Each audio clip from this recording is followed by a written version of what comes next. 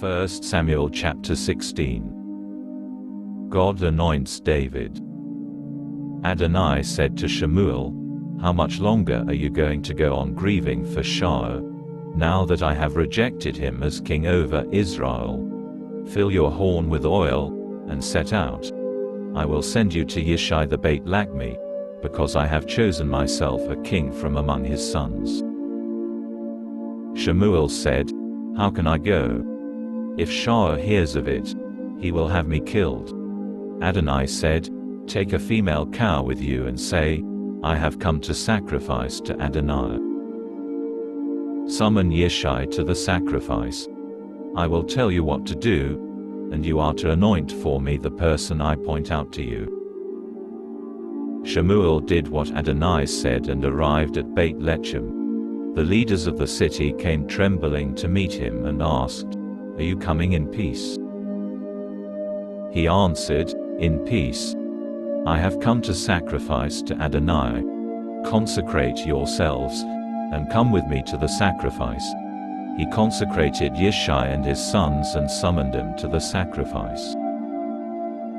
When they had come, he looked at Eliab and said, "This has to be Adonai's anointed one, here before him." But Adonai said to Shemuel, "Don't pay attention to how he looks or how tall he is, because I have rejected him. Adonai doesn't see the way humans see. Humans look at the outward appearance, but Adonai looks at the heart." Then Yeshua called Abinadab and presented him to Shemuel. But he said, "Adonai hasn't chosen this one either." Yeshua presented Shammah. Again Shemuel said, "Adonai hasn't chosen this one either." Yeshua presented 7 of his sons to Shemuel. But Shemuel told Yeshua, "Adonai has not chosen these." "Are all your sons here?" Shemuel asked Yeshua. He replied, "There is still the youngest. He's out there tending the sheep." Shemuel said to Yeshua, "Send and bring him back, because we won't sit down to eat until he gets here." He sent and brought him in. With ruddy cheeks, red hair and bright eyes, he was a good-looking fellow. Adonai said, "Stand up and anoint him. He's the one." Shemuel took the horn of oil and anointed him there in his brother's presence. From that day on, the spirit of Adonai would fall upon David with power. So Shemuel set out and went to Ramah. The Spirit of the Lord departs from Saul. Now the spirit of Adonai had left Saul.